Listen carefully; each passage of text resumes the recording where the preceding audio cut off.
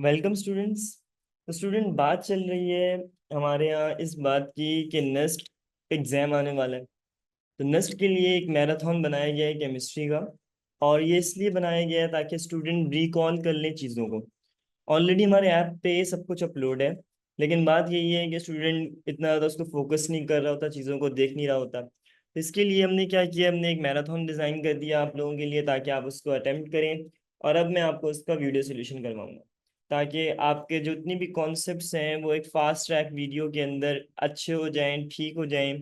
और नस से रिलेटेड जो कॉन्सेप्ट्स हैं, जो क्वेश्चंस हैं केमिस्ट्री के, वो आपको बिल्कुल क्लियर हो जाएं, विजिबल हो जाएं हर चीज़। जाहिर है बहुत सारी चीज़ें हम लोग सॉल्व करते हैं, देखते हैं, लेकिन हम लोग उसको नज़रअंदाज कर देते हैं। तो हमने ऐसे नहीं करना, बल्कि जो कॉन्सेप्चुअल बातें, जो कॉन्सेप्चुअल चीज़ें हैं, हमने एक नज़र उसको अच्छे तरीके से देख लेना है। तो आए स्टार्ट करते हैं। सबसे पहला क्वेश्चन हमारे पास है, in sp2 hybridization bond angle is.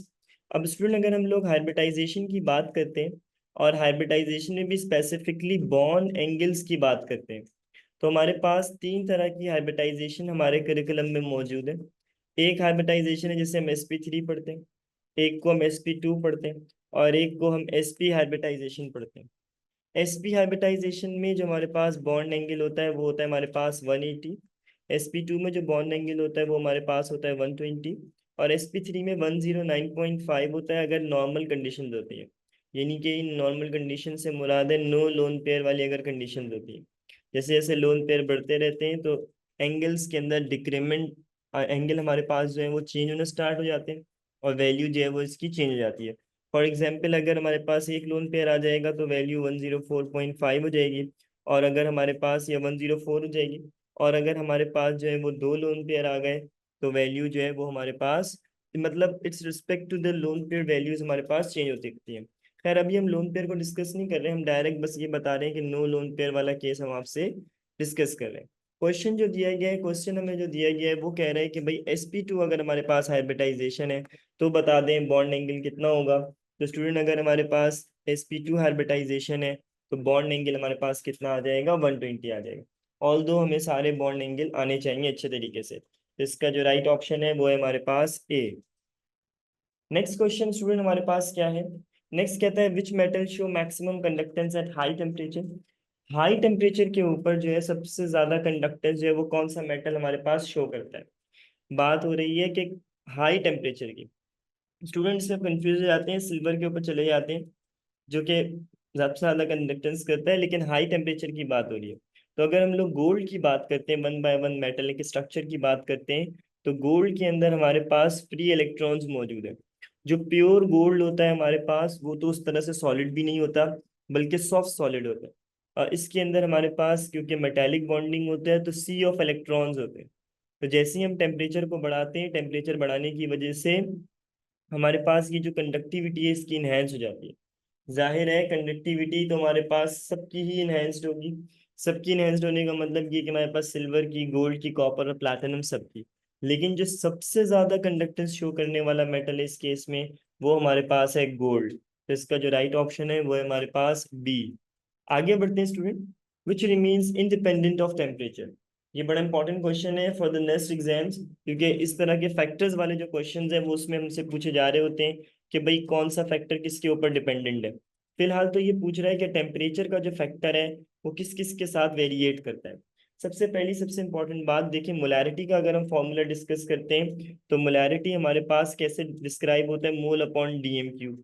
या इसको हम इस तरह समझ सकते हैं कि ऊपर हम लोग नंबर ऑफ मोल्स रखते हैं और डिवाइड किससे करवा देते हैं, वॉल्यूम से। तो डेफिनेटली अगर ऊपर मोल से नीचे वॉल्यूम है तो टेम्परेचर के चेंज होने से वॉल्यूम के ऊपर बहुत बड़ा इम्पैक्ट आ जाता है, क्योंकि टेम्परेचर बढ़ेगा तो ऑटोमेटिकली हमारे पास जो वॉल्यूम है उसके अंदर डिफरेंस आ जाएगा। सिमिलरली कॉन्सेंट्रेशन भी हम लोग इसी चीज को रिप्रेजेंट करते हैं, तो मोलैरिटी और कॉन्सेंट्रेशन तो दोनों टेम्परेचर डिपेंडेंट हो गए। तो इसका मतलब यहाँ पे एक बात तो हम ये लिख सकते हैं कि अगर हम लोग मोलैरिटी और दूसरी चीज कॉन्सेंट्रेशन, दोनों पे अगर हम लोग फोकस करते हैं, अगर हम दोनों के ऊपर फोकस करेंगे तो हमारे पास जो टेम्परेचर की डिपेंडेंसी आ जाएगी, बोथ आर टेम्परेचर डिपेंडेंट। तो दोनों हमारे पास क्या हो जाएंगे, दोनों हमारे पास टेम्परेचर डिपेंडेंट हो जाएंगे। आगे बढ़ते हैं। नॉर्मेलिटी अगेन ये भी हमारे पास N1V1 के ऊपर डिपेंडेंट है। नॉर्मेलिटी भी वॉल्यूम के साथ एसोसिएट है, तो इसका मतलब ये फैक्टर भी हमारे पास क्या आ जाएगा, ये फैक्टर भी हमारे पास टेम्परेचर डिपेंडेंट हो गया। सिर्फ एक ही चीज इसके अंदर टेम्परेचर इंडिपेंडेंट है स्टूडेंट्स, और वो पर्टिकुलर चीज हमारे पास क्या है, वो जो पर्टिकुलर चीज है वो है हमारे पास मोलैलिटी। तो इसका जो राइट ऑप्शन है स्टूडेंट वो है हमारे पास बी, मोलैलिटी। आगे बढ़ेंगे स्टूडेंट। नेक्स्ट हमारे पास जो है बड़ा इंपॉर्टेंट क्वेश्चन है। Alkyne having C4 to C12 chains are dash in nature. Alkynes की बात हो रही है। सबसे पहली बात, अगर हम लोग मूव ऑन करते हैं तो याद रखिएगा कार्बन नंबर 1 से लेके कार्बन नंबर 3 तक जो अल्काइंस हैं, ये हमारे पास किस स्टेट में एग्जिस्ट करते हैं, ये हमारे पास गैसियस स्टेट में एग्जिस्ट करते हैं। आफ्टर दैट C4 से लेके C12 तक जितने भी हमारे पास हैं, वो सब के सब हमारे पास किस फॉर्म में एग्जिस्ट करते हैं, liquids. And after the C12 जितने भी हैं वो सब हमारे पास वैक्स लाइक सॉलिड एक्ट करते हैं। तो इस एतबार से अगर हमसे पूछा जा रहा है कि स्टेट्स बताएं, ये भी बहुत इंपॉर्टेंट है, चीज़ों की स्टेट्स भी हमसे डिस्कस की जा रही होती हैं। तो इसका जो राइट ऑप्शन है वो है हमारे पास ए, लिक्विड्स। बाकी सॉलिड्स गैसेस तो इसमें डिफरेंट आपके पास कॉम्पोजिशन है। प्लाज्मा वाला जो ऑप्शन है ये तो आप समझ लें, ये बिल्कुल ही हमारे पास आउट ऑप्शन दिया हुआ है, तो ये तो किसी सूरत भी पॉसिबल नहीं है। Which is most acidic. अगला जो हमसे क्वेश्चन पूछा जा रहा है वो कह रहा है भाई आप ये बता दें कि मोस्ट एसिडिक नेचर किसकी है। इस तरह के काफी सवाल आते हैं, मोस्ट एसिडिक नेचर बताएं, मोस्ट ऑक्सीडाइजिंग नेचर बताएं। अभी हमने आगे और डिस्कस करेंगे सारे जो फैक्टर्स हैं, ताकि आपका ये वाला जो पर्टिकुलर कॉन्सेप्ट है ये ठीक हो जाए। सबसे पहली तो बात है, ए ऑप्शन हमें दिया हुआ है स्टूडेंट्स मीथानॉल। मीथानॉल का मतलब है ये हमें दिया हुआ है CH3OH। नेक्स्ट हमें क्या दिया हुआ है, नेक्स्ट हमें दिया हुआ है इथेनॉल, C2H5OH। सिमिलरली आगे सी हमें दिया हुआ है carbolic acid. Carbolic acid is known as phenol. Phenol का स्ट्रक्चर स्टूडेंट आप सबको बनाना आना चाहिए। ये हमारे पास बेंजीन है, बेंजीन के ऊपर OH हमारे पास लग गया तो ये फिनोल बन गया। एंड देन हमारे पास जो डी ऑप्शन दिया हुआ है स्टूडेंट वो हमें दिया हुआ है प्रोपेनॉल। प्रोपेनॉल मतलब CH3 CH2 CH2, देन हमारे पास क्या आ जाएगा, OH आ जाएगा। देखिए जब भी हम बात करते हैं रिएक्टिविटी की, या इधर इधर बात हो रही है एसिडिक कैरेक्टर की, तो प्रोटॉन को डोनेट करने की जो सलाहियत है, जैसे ये मिथेनॉल है, देन हमारे पास इथेनॉल है, देन हमारे पास प्रोपेनॉल है, और सबसे बढ़ के हमारे पास फिनोल भी दिया हुआ है। अब सबसे पहली बात, जो स्ट्रेट चेन हाइड्रोकार्बन्स होते हैं, जैसे कि ये स्ट्रेट चेन है जिन्हें हम एलिफेटिक बोलते हैं, तो ये जो स्ट्रेट चेन वाले हाइड्रोकार्बन्स हैं, इनकी जो एबिलिटी है compare to the aromatic hydrocarbon हमेशा कम रहेगी। तो इसका मतलब एसिडिक कैरेक्टर की अगर हम लोग बात करेंगे, तो जो जिनमें हमारे पास एरोमेटिक रिंग मौजूद होगी, हर वो कंपाउंड जिसमें हमारे पास एरोमेटिक रिंग मौजूद होगी, वो हमारे पास ज़्यादा रिएक्टिव होगा, ज़्यादा एसिडिक होगा कंपेयर टू द एलिफेटिक या स्ट्रेट चेन वाले जो कंपाउंड्स हैं उनके मुकाबले में। तो इसका मतलब यहाँ से तो डायरेक्ट हो गया, हमें पता लग गया कि मिथेनॉल, इथेनॉल और प्रोपेनॉल, क्योंकि ये तीनों ही एक जैसे स्ट्रेट चेन वाले हाइड्रोकार्बन्स हैं, तो प्रोपेनॉल या फिनोल के आगे इनका कोई कंपैरिजन ही नहीं है किसी सूरत भी। क्यों होता है ऐसा, इसकी वजह है फिनोल के अंदर रेजोनेंस स्ट्रक्चर है, डीलोकलाइज पाई इलेक्ट्रॉन्स है। रेजोनेटिंग बॉन्ड्स की वजह से इसके अंदर सारा कुछ रोटेट हो रहा है हमारे पास। इस रोटेशन की वजह से बॉन्डिंग्स की हमारे पास जो ऑक्सीजन और हाइड्रोजन की बॉन्डिंग्स हैं, या जो ओवरऑल नेट इफेक्ट है OH ग्रुप का, वो हमारे पास बहुत ज़्यादा है। यही वजह है कि हमारे पास फिनोल का जो एसिडिक कैरेक्टर है वो इन सब में सबसे ज़्यादा है। फिनोल का ही दूसरा नाम हमारे पास क्या होता है, कार्बोलिक एसिड होता है।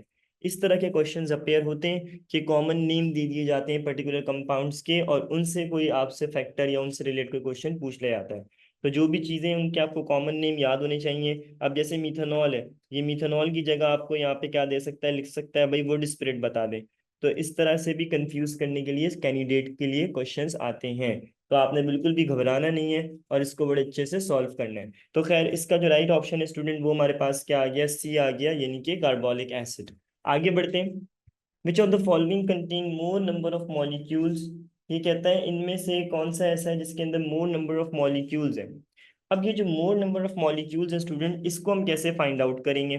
आए आपको इसकी एक छोटी सी ट्रिक सिखाते हैं, क्योंकि ज़्यादा कैलकुलेशन तो हो सकती है, लेकिन अभी हमने काम करना है with respect to the MCQs preparation. तो कैसे होगा, गौर से देखें। Number of molecules directly proportional किसके होते हैं, वैसे अगर इनका जनरल फॉर्मूला निकाल लें, तो इनका जो फॉर्मूला होगा वो हमारे पास हो जाएगा, मोल्स को अगर हम मल्टीप्लाई करवाएं एवागैड्रोस नंबर से। यहाँ से अगर हम एक रिलेशनशिप फाइंड आउट कर लें कि भाई मोल्स और मॉलिक्यूल्स में क्या रिलेशन है, या तो इसको हम डायरेक्ट कर लेंगे कि भाई नंबर ऑफ मॉलिक्यूल्स जो हैं वो हमारे पास किसके डायरेक्टली प्रोपोर्शनल आ गए, नंबर ऑफ मोल्स के डायरेक्टली प्रोपोर्शनल आ गए। अब इधर देखें जरा गौर से, मोल्स हमारे पास किसकी इक्विवेलेंट है, मोल हमारे पास इक्विवेलेंट है मास अपॉन मोलर मास के। अब जरा बात को समझने की कोशिश करें, बहुत आसान सी बात है। हमारे पास सबके आप मोल्स निकालने, जिसके मोल्स ज्यादा आ गए ऑटोमेटिकली उसके जो नंबर ऑफ मॉलिक्यूल्स हैं वो ज़्यादा आ जाएंगे। तो सबसे पहले ए ऑप्शन के मोल निकाल लेते हैं। 4 ग्राम दिया हुआ है हाइड्रोजन, हाइड्रोजन हमारे पास है 2, तो आंसर हमारे पास क्या आ गया, 2 मोल्स आ गया। तो ए का ऑप्शन आ गया 2 मोल्स। अब मूव करते हैं बी ऑप्शन की तरफ। बी ऑप्शन हमारे पास क्या दिया हुआ है, मास की वैल्यू हमारे पास कितनी है, 10। कैल्शियम कार्बोनेट का जो मोलर मास होता है स्टूडेंट, वो हमारे पास क्या होता है, अब अगर हम इस वो हमारे पास होता है 100। हमने सिंपल क्या करना है, हमने जो है वो सिंपल कैलकुलेशंस करनी है, यानी कि हमने 10 तो दिया हुआ है और कैल्शियम कार्बोनेट का मास हमने निकाल लेना है। तो जैसे हम इसको सॉल्व करेंगे, जीरो से जीरो कैंसिल आउट हो जाएगा, हमारे पास आंसर आ जाएगा 0.1 मोल। सिमिलरली अगर हम आगे बढ़ते हैं तो हमारे पास मास दिया हुआ है 40 NaOH का, NaOH का मोलर मास भी 40 होता है, तो आंसर हमारे पास कितना आ जाएगा, 1 मोल आ जाएगा। आगे बढ़ते हैं स्टूडेंट, डी क्या दिया हुआ है, 8 ग्राम ऑफ O2, ऑक्सीजन होता है 16 और दूसरा ऑक्सीजन 16, तो 16 और 16 को जब हम सॉल्व करेंगे तो वो हमारे पास क्या आ जाएगा, 32 आ जाएगा। इसको जब हम सॉल्व करेंगे तो ये 1/4 आ जाएगा, या आसान अल्फाज में ये वैल्यू आ जाएगी 0.25 मोल्स। तो अब गौर से देखें, सबसे ज्यादा जो मोल्स हमारे पास आए हैं वो हमारे पास किसके आ गए, सबसे ज्यादा मोल्स ए ऑप्शन के 2 मोल्स आ गए। तो इसका मतलब सबसे ज्यादा नंबर ऑफ मॉलिक्यूल्स भी किसके अंदर होंगे, ऑप्शन नंबर ए के अंदर ही हमारे पास सबसे ज्यादा जो है वो नंबर ऑफ मॉलिक्यूल्स होंगे। तो इसका जो राइट ऑप्शन है वो है हमारे पास ए, 4 ग्राम ऑफ H2। आगे बढ़ते हैं students, which of the following is not a homogeneous mixture. ये कहता है इनमें से कौन सी ऐसी चीज है जो होमोजीनियस मिक्सचर नहीं है। What is mean by the term homogeneous. तो स्टूडेंट अगर हम लोग बात करते हैं होमोजीनियस मिक्सचर की, तो होमोजीनियस मिक्सचर का मतलब ये इस तरह के हमारे पास मिक्सचर्स होते हैं जिनका हमारे पास क्या होता है, जिनका हमारे पास सेम फेज होता है। तो अगर कोई भी हमारे पास इस तरह के कंपाउंड है जिनके सेम फेजेस हैं तो वो होमोजीनियस मिक्सचर कहलाएंगे। अब अगर हम लोग बात करते हैं ब्रास, तो ब्रास जो होता है ये हमारे पास प्रैक्टिकली हमारे पास ये एक एलॉय है, और ये किस चीज का एलॉय है, कॉपर और जिंक का। तो कॉपर और जिंक एक जैसे चीजें मेटल्स हैं, इनके दरमियान में इंटरस्टिशियल स्पेसेस होती हैं, इन्हें हम कंबाइन करते हैं तो हमारे पास ब्रास तैयार हो जाता है। एयर की बात करते हैं तो एयर में हमारे पास मुख्तलिफ तरह की गैसेज हैं, जिसमें अनरिएक्टिव गैसेज हमारे पास ज़्यादा मौजूद हैं। तो जितनी भी ये अनरिएक्टिव गैसेज हैं जाहिर है इनके भी फेजेस क्या होते हैं, एक जैसे होते हैं। But when we talk about smoke, तो स्मोक जो है ना वो होमोजीनियस नहीं है, क्योंकि एक तरफ उसमें एयर मौजूद है और एयर के साथ हमारे पास पार्टिकल्स मौजूद हैं। ये जो पर्टिकुलर पार्टिकल्स मौजूद हैं ये हमारे पास हेट्रोजीनियस फेज में मौजूद है। तो इसका मतलब है ये इसके अंदर होमोजीनियसिटी का जो फिनोमेना है वो लैक करता है। एक्वस सोल्यूशन ऑफ शुगर, तो इसको सिंपल हम शुगर सोल्यूशन भी कह सकते हैं। तो अगर स्टूडेंट हम लोग बात करते हैं शुगर सोल्यूशंस की, तो शुगर सोल्यूशन तो हमारे पास जो है ये तो होमोजीनियस की कैटेगरी में ही आते हैं। सिर्फ एक ऐसा सोल्यूशन है हमारे पास जो कि होमोजीनियस की कैटेगरी में नहीं आता, और वो है हमारे पास स्मोक। तो इसका जो राइट ऑप्शन है वो है स्टूडेंट हमारे पास सी। आगे बढ़ेंगे, नेक्स्ट है 10 moles of hydrogen are allowed to react with 6 moles of oxygen. How much water will obtain from the reaction on complete consumption of one gas? ये कहता है कि हमारे पास 10 मोल्स है हाइड्रोजन गैस के, और उसको हमने अलाउ किया to react with the 6 moles of oxygen gas. 6 moles है हमारे पास ऑक्सीजन गैस के, 10 मोल्स है हमारे पास हाइड्रोजन के। जैसे ही हम इसको रिएक्ट करवा रहे हैं तो हमारे पास जो है वो वाटर तैयार हो रहा है। अब ये जो पर्टिकुलर वाटर तैयार हो रहा है ये कहता है कि will be obtain from reaction, कहता है कितने मोल्स जो हैं वो हमारे पास वाटर के जो हैं वो इस पर्टिकुलर केस के अंदर तैयार होंगे। तो स्टूडेंट जरा गौर से देखें, सबसे पहली तो बात ये कि हमने इस पूरी की पूरी इक्वेशन को अगर हम बैलेंस करते हैं तो देखें यहाँ पे हमारे पास क्या आ जाएगा, यहाँ पे 6 दिया हुआ है, 6 2 12। तो अगर हम यहाँ पे 12 लिख दें तो ये हो जाएगा हमारे पास 12 2 24, और 10 2 हमारे पास क्या हो रहा है 20। अब जाहिर है ये वाले जो मोल्स की वैल्यू है ये हमारे पास उस तरीके से बैलेंस नहीं हो रही। तो अब क्या किया जाएगा, अब जाहिर है इसके लिए हमें कोई और तरीकेकार को अपनाना पड़ेगा। आसान काम हम ये कर लेते हैं कि इसकी बेसिक कैलकुलेशंस हैं उसको हम देख लेते हैं। अब स्टूडेंट्स का एक और तरीकेकार जरा गौर से देख लेते हैं, समझ लेते हैं इस चीज़ को कि हमें करना क्या है। देखिए सबसे पहली बात, अगर हम इसकी एक जनरल इक्वेशन बनाए हाइड्रोजन और ऑक्सीजन की रिएक्शन की, तो हमारे पास H2O फॉर्म हो जाता है। अब हमारे पास इसको अगर हम बैलेंस करेंगे, तो इसको हम बैलेंस कैसे करेंगे, 2 ऑक्सीजन यहाँ पे और 2 हाइड्रोजन हमारे पास यहाँ पे। तो इसका मतलब ये हमारे पास जो सिंपल आंसर है वो हमारे पास क्या आ गया, बन गया। एक जनरल इक्वेशन तैयार हो गई हाइड्रोजन और ऑक्सीजन के रिएक्शन की। अब अगर हम इस इक्वेशन को समझने की कोशिश करें, तो हमें ये पता लगता है कि हमारे पास ये पूरा का पूरा जो सोल्यूशन है वो बुनियादी तौर पे 2:1 के साथ चल रहा है। इस केस में हमें यही पता चलता है कि अगर 2 मोल हाइड्रोजन के हैं तो 1 मोल हमारे पास किसका होगा, ऑक्सीजन का होगा। तो जिस तरीके से हमारे पास हाइड्रोजन और ऑक्सीजन के रेशियोज चलते हैं, सिमिलर पैटर्न के ऊपर हमारे पास बाकी तमाम क्वेश्चंस भी रन होंगे। अब करना क्या है इसके अंदर, सबसे पहली सबसे इंपॉर्टेंट बात जो काम हमें करना है और सीखना है वो ये है कि अगर 2 मोल है हाइड्रोजन के तो कितने मोल होंगे वाटर के। अच्छा, हाइड्रोजन क्योंकि लेसर अमाउंट में मौजूद होगा हमारे पास, तो ये हमारे पास एज अ लिमिटिंग रिएक्टेंट काम करेगा। अब ये तो आ गया हमारे पास एज अ लिमिटिंग रिएक्टेंट। अब होता क्या है, अगर इसके 2 मोल्स हैं तो डेफिनेटली इसके भी हमारे पास कितने मोल्स प्रेजेंट हैं, 2 मोल्स हैं।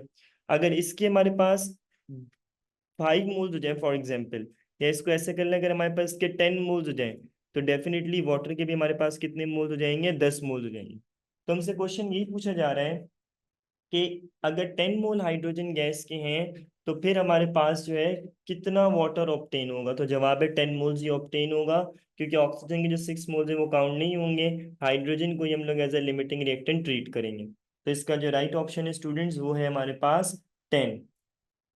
आगे बढ़ते हैं students. The molarity of the solution made by the 98 gram of sulphuric acid in sufficient water to make. हमसे क्वेश्चन ये पूछा जा रहा है कि अगर हमारे पास हमें मोलैरिटी को बनाना है, और मोलैरिटी अगर हम लोग देखते हैं तो हमारे पास किस तरह से देखा गया है, 98 ग्राम हमें मास दिया गया है सल्फ्यूरिक एसिड का। तो हमने सिंपल 98 ग्राम मास लिख दिया सल्फ्यूरिक एसिड का, और हमें मोलर मास ही पता है सल्फ्यूरिक एसिड का, या एमआर, वो हमारे पास होता है 98 ग्राम पर मोल। ये हमने कैसे फाइंड आउट किया, बिल्कुल आसान है। हमारे पास H2SO4 है, और H2SO4 में हाइड्रोजन हमने 1 पुट कर दिया, सल्फर हमने 32 पुट कर दिया, ऑक्सीजन हमने 16 पुट कर दिया। तो जो नेट आंसर हमारे पास आ गया वो हमारे पास क्या आ गया, जो हमारे पास नेट नेट आंसर है वो 98 आ गया। निकालना क्या है, मोलैरिटी और वॉल्यूम हमें दिया गया 500 ml। तो इस ml को अगर हम चाहें तो हम डिवाइड बाय 1000 कर सकते हैं, और जैसे ही हम 500 ml को 500 को डिवाइड करवाएंगे 1000 के साथ, तो दो जीरो से दो जीरोस कैंसिल हो जाएंगे, और ये चीज़ हमारे पास क्या हो जाएगी, 1/2 हो जाएगी। यानी ओवरऑल जो वैल्यू आ गई वो आ गई 0.5 लीटर। तो अब डायरेक्ट हमें मोलैरिटी का फॉर्मूला अप्लाई करना है। स्टूडेंट, मोलैरिटी का फॉर्मूला तो बिल्कुल आसान सा होता है। हमने लिखना है मोलैरिटी किसके बराबर है, मोलैरिटी बराबर है मोल्स अपॉन वॉल्यूम के।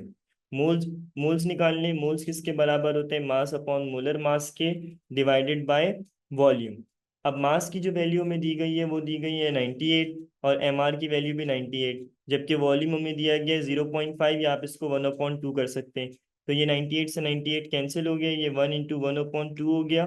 इसको हम सॉल्व करेंगे तो ये पूरी की पूरी वैल्यू हमारे पास क्या आ जाएगी, ये आ जाएगा 2m। यानी 2 मोल/dm³ जो है वो हमारे पास फाइनल आंसर आ गया। या इसको हम लोग सिंपल क्या कह सकते हैं, या इस चीज को हम लोग सिंपल 2m भी कह सकते हैं। तो इसका जो राइट ऑप्शन है स्टूडेंट्स वो है हमारे पास सी। अब हम आगे बढ़ते हैं स्टूडेंट्स। नेक्स्ट क्वेश्चन हमारे पास पूछ रहा है, ये भी बड़ा इंपॉर्टेंट क्वेश्चन है, again it is related to the factors, क्योंकि हमारे पास मुख्तलिफ तरह के फैक्टर्स के जो क्वेश्चंस हैं वो अपेयर हो सकते हैं। तो आपको फैक्टर्स के जो क्वेश्चंस हैं वो बहुत अच्छे तरीके से आने चाहिए। तो आइए जरा सवाल की तरफ नजर डालते हैं। सवाल कहता है which of the following factors has no effect on boiling point. इनमें से कौन सा ऐसा फैक्टर है जो हमारे पास बॉइलिंग पॉइंट के ऊपर असरअंदाज नहीं होगा, या बॉइलिंग पॉइंट इंडिपेंडेंट है। अब इसमें अगर हम समझने की कोशिश करते हैं तो हमारे पास सबसे पहली सबसे इंपॉर्टेंट चीज जो आती है वो है हमारे पास इम्प्योरिटीज इन द लिक्विड। इसकी वजह है इम्प्योरिटीज का सबसे ज्यादा इम्पैक्ट है, सबसे ज्यादा इफेक्ट है बॉइलिंग पॉइंट के ऊपर। जितना इफेक्ट इम्प्योरिटीज का है उतना किसी चीज का नहीं है। सेकेंडली, अमाउंट ऑफ लिक्विड, इससे कोई फर्क नहीं पड़ता बॉइलिंग पॉइंट को, क्योंकि आप अमाउंट कम कर लें आप अमाउंट ज्यादा कर लें, जो आपके पास ओवरऑल वैल्यूज हैं वो जैसी हैं वैसी ही रहेंगी, उसके ऊपर कभी भी कोई फर्क नहीं आएगा। इस बात को ऐसे समझ लें कि अगर प्योर वाटर का एक गिलास है तो उसका बॉइलिंग पॉइंट क्या होगा स्टूडेंट, 100 होगा। अगर आप पूरा का पूरा टैंक ले आए और उसका बॉयल करने बैठ जाए तो उसका बॉइलिंग पॉइंट भी क्या आ जाएगा, हमारे पास 100 आ जाएगा। तो इसका मतलब इससे हमारे पास कोई भी फर्क नहीं पड़ेगा। जो भी आपके पास अमाउंट ऑफ लिक्विड होगा वो उससे आपके बॉइलिंग पॉइंट पे कोई इम्पैक्ट नहीं होगा, इंटरमोलिकुलर फोर्स से फर्क पड़ेगा। जितनी स्ट्रॉन्ग इंटरमोलिकुलर फोर्स होगी उतनी डायरेक्टली प्रोपोर्शनल आ जाएगा बेटा आपके पास बॉइलिंग पॉइंट, क्योंकि जितना ज्यादा बॉइलिंग पॉइंट होगा उतना ज्यादा इंटरमोलिकुलर फोर्स होगा। सिमिलरली प्रेशर, बहुत ज्यादा प्रेशर बढ़ाने से बॉइलिंग पॉइंट के ऊपर डायरेक्ट इम्पैक्ट आता है, क्योंकि बॉइलिंग पॉइंट तो होता ही प्रेशर इंडिपेंडेंट है, और अगर बहुत कम आप प्रेशर कर रहे हैं तब भी बॉइलिंग पॉइंट के ऊपर फर्क आ जाएगा। फॉर एग्जाम्पल मरी में पानी जल्दी बॉयल होगा, कराची में देर से बॉयल होगा, क्योंकि बात यह है कि आपके पास मरी के अंदर एटमॉस्फेरिक प्रेशर कम है, तो प्रेशर के ऊपर बहुत डिपेंडेंट है। तो जिन ए, बी और डी के ऊपर तो डिपेंडेंट है, सिर्फ अमाउंट ऑफ लिक्विड वो फैक्टर है जिसके ऊपर बॉइलिंग पॉइंट डिपेंडेंट नहीं होता। आगे बढ़ते हैं स्टूडेंट। तो स्टूडेंट अब हम मूव करेंगे अपने अगले क्वेश्चन की तरफ। Question is if we increase the pressure in decomposition of PCl5 it will favour the reaction in. ये कहता है कि अगर हमारे पास डिकम्पोजिशन रिएक्शन हो PCl5 का, तो बहुत आसान सी बात है, ये हमारे पास PCl5 है, हमने इसको डिसोसिएट करवा दिया किसके अंदर, PCl3 में, और डिसोसिएट हो गया ये क्लोरीन के अंदर। करना क्या है, करना है प्रेशर को इंक्रीज करना है। देखिए प्रेशर इंक्रीज करना है तो हमें सबसे पहले मोल्स निकाल लेंगे। रिएक्टेंट साइड पे हमारे पास मौजूद है 1 मोल, प्रोडक्ट साइड पे मौजूद है हमारे पास 2 मोल। अब हम क्या कर रहे हैं, अब हम कर रहे हैं प्रेशर को इंक्रीज। जब हम प्रेशर को इंक्रीज करते हैं तो इक्विलिब्रियम वहां शिफ्ट होता है जहां पे हमारे पास लेस नंबर ऑफ मोल्स होते हैं। तो जहां पर भी हमारे पास लेस नंबर ऑफ मोल्स होंगे वहां शिफ्ट हो जाएगा। अब less number of moles backward direction में, तो इसका मतलब जो ओवरऑल रिएक्शन है वो हमारे पास बैकवर्ड हो जाएगा या रिएक्टेंट साइड पे शिफ्ट हो जाएगा। तो इसका जो राइट ऑप्शन है वो है हमारे पास ए। आगे बढ़ेंगे students. The oxidation number of free element is always taken. जो भी हमारे पास फ्री एलिमेंट्स होते हैं, कोई भी हो सकते हैं, जैसे हमारे पास हाइड्रोजन है, जैसे हमारे पास क्लोरीन है, इन सब के जो हमारे पास ऑक्सीडेशन नंबर्स हैं उसकी वैल्यू हमारे पास क्या होती है स्टूडेंट, 0 होती है। कोई भी आप देख लें फ्री एलिमेंट, उसका ऑक्सीडेशन नंबर इज ऑलवेज 0। आगे बढ़ेंगे। Which one of the following is not disaccharide. इनमें से कौन सा ऐसा है जो डाइसैकेराइड नहीं है, यानी वो मोनोसैकेराइड होगा। फ्रक्टोज मोनोसैकेराइड है, बाकी दोनों के तीनों ऑप्शंस आर डाइसैकेराइड।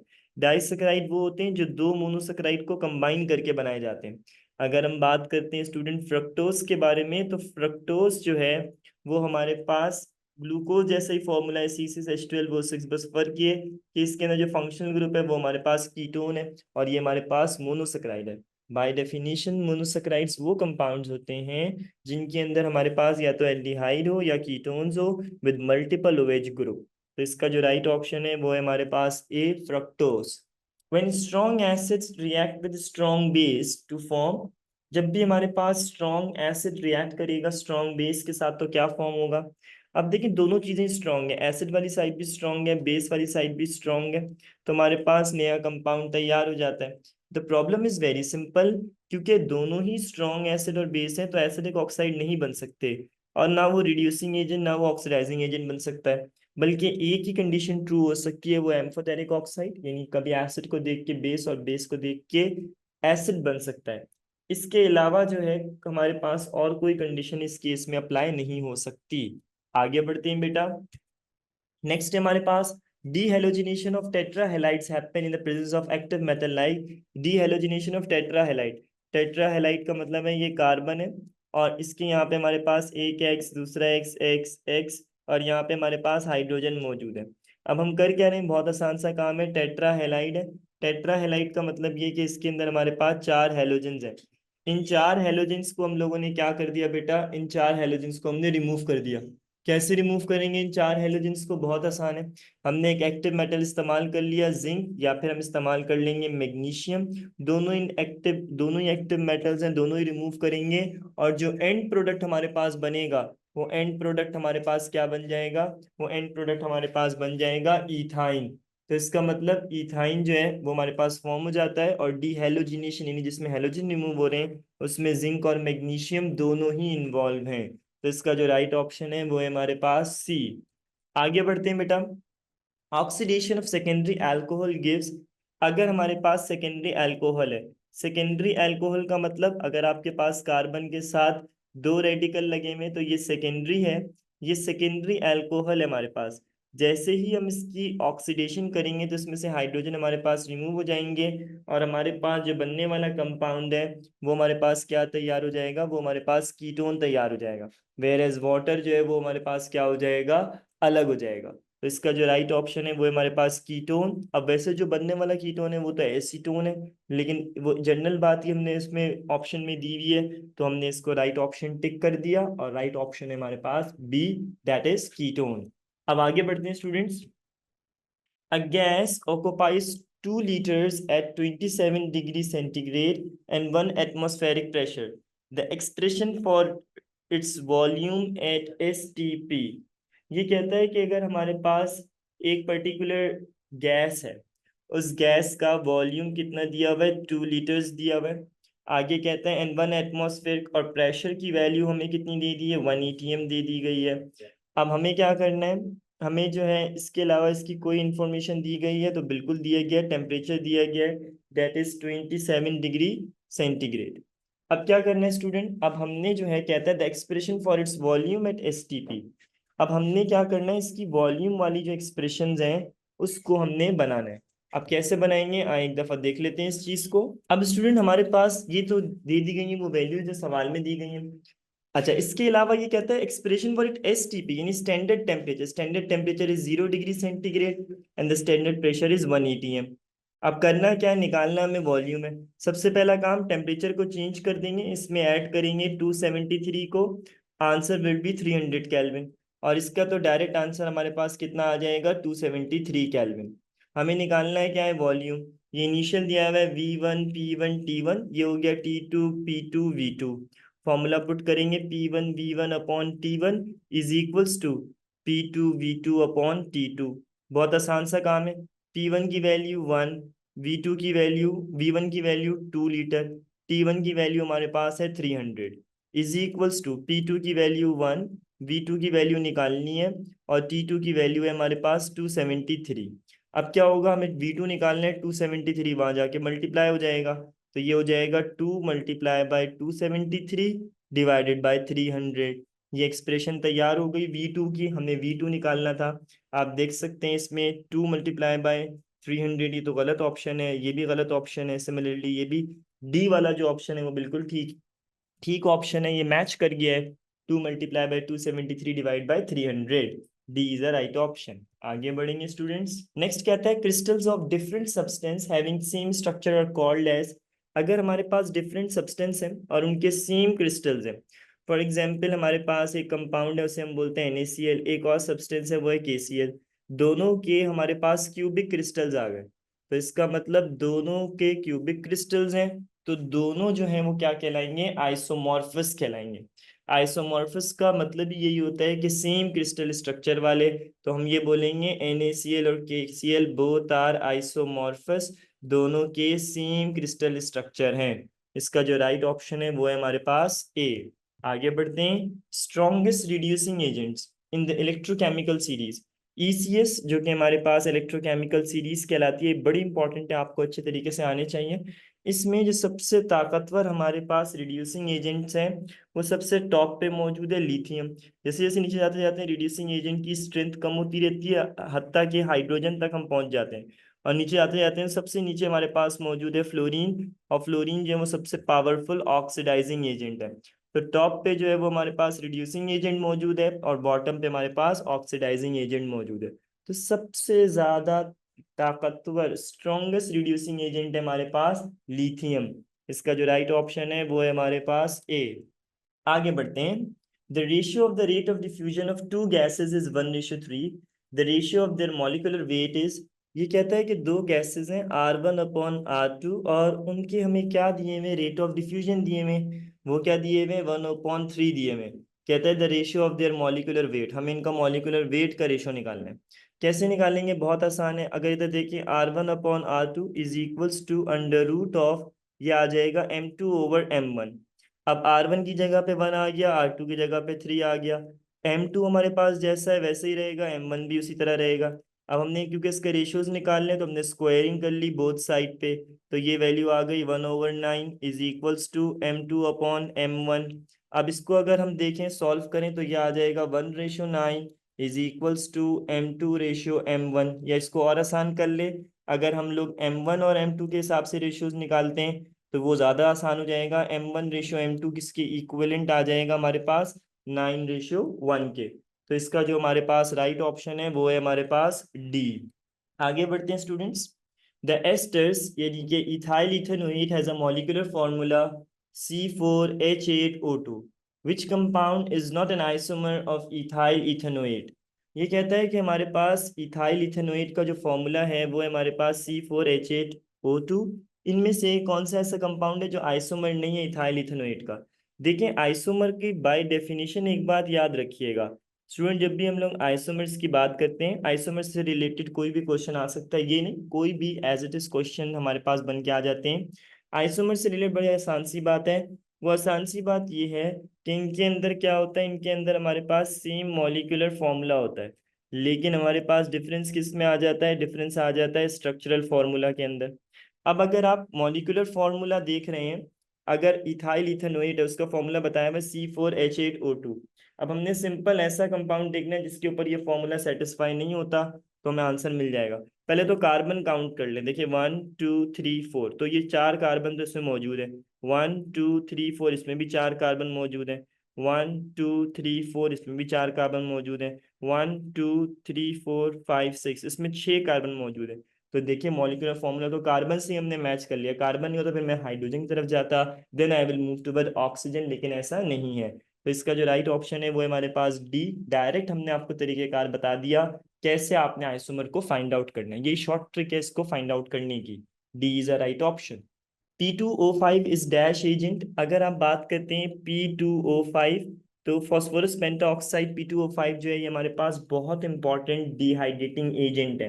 इसके अलावा भी हमारे पास बहुत सारे डिहाइड्रेटिंग एजेंट्स मौजूद होते हैं, जैसे फॉर एग्जांपल हमारे पास H2SO4 as a dehydrating agent काम करता है। H3PO4 हमारे पास एज अ डिहाइड्रेटिंग एजेंट्स काम करते हैं। तो बहुत सारे हमारे पास पावरफुल डिहाइड्रेटिंग एजेंट्स मौजूद हैं, वो आपको अच्छे तरीके से याद होने चाहिए, कोई भी आपसे पूछ सकता है। तो इसका जो राइट ऑप्शन है वो है हमारे पास D, dehydrating agent. Which has a high boiling point. इनमें सबसे ज्यादा हाई बॉइलिंग पॉइंट किसका होगा, हीलियम, नियॉन, आर्गॉन और क्रिप्टॉन। ये सीक्वेंस बिल्कुल ग्रुप 8A की या ग्रुप 18 की एक प्रॉपर सीक्वेंस दी गई है। सबसे हल्का मास के एतबार से हीलियम है, देन नियॉन है, देन आर्गॉन है, देन हमारे पास क्रिप्टॉन है। क्योंकि क्रिप्टॉन का मॉलिक्यूलर मास हमारे पास सबसे ज्यादा है, तो इसका मतलब क्रिप्टॉन जो है वो सबसे लेट बॉयल होने वालों गैसेस में से एक गैस है, क्योंकि ये मासेस के ऊपर हेवीली डिपेंडेंट है और पोलैरिटी पे भी डिपेंडेंट है। अब पोलैरिटी तो इतनी ज़्यादा है नहीं नोबल गैसेस की जिसको हम एक्सप्लेन करें, तो आसान जो हम फैक्टर जिसको कंसिडर करके हम नोबल गैसेस के बॉइलिंग पॉइंट्स को जज कर रहे हैं, वो फैक्टर हमारे पास है इनके मोलर मासेस या मॉलिक्यूलर मासेस।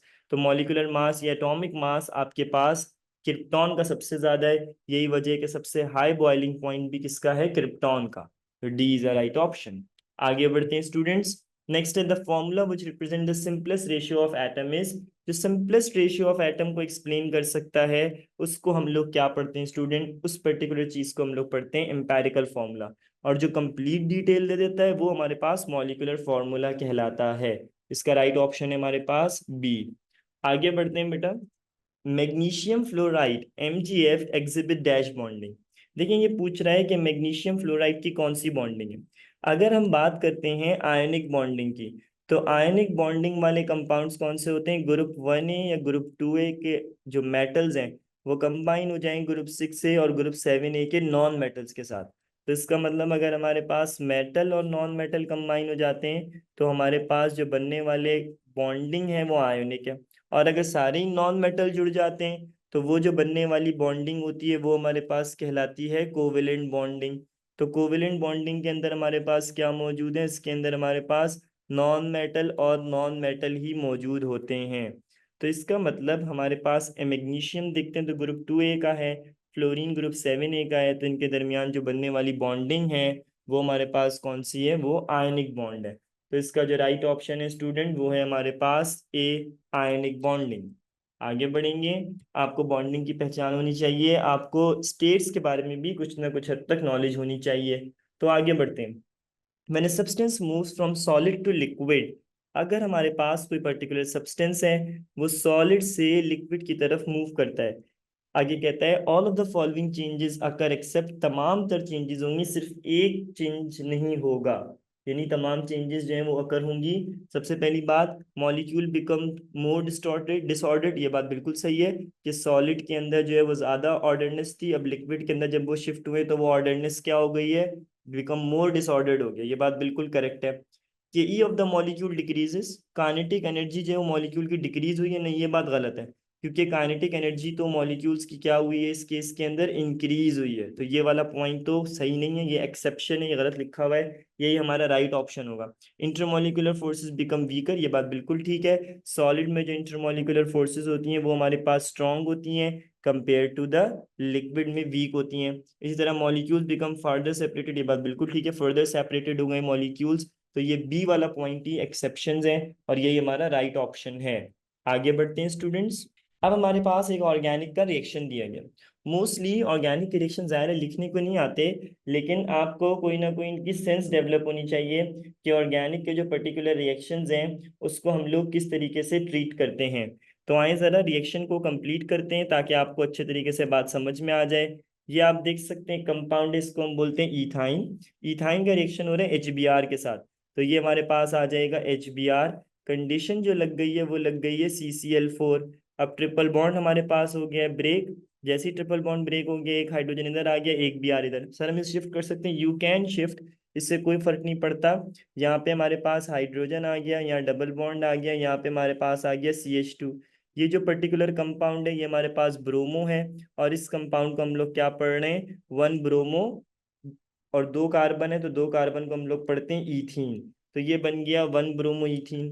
अब क्या होता है, अब इसी वन ब्रोमो ईथीन को हम फर्दर रिएक्ट कर रहे हैं HBr और HCl के साथ, CCl4 के साथ। अब इस रिएक्शन को जरा गौर से देखिएगा। ये क्योंकि एक एसिमेट्रिकल या अनसिमेट्रिकल अल्कीन्स है, तो इस पे मार्कोविन कोफ रूल अप्लाई हो जाएगा।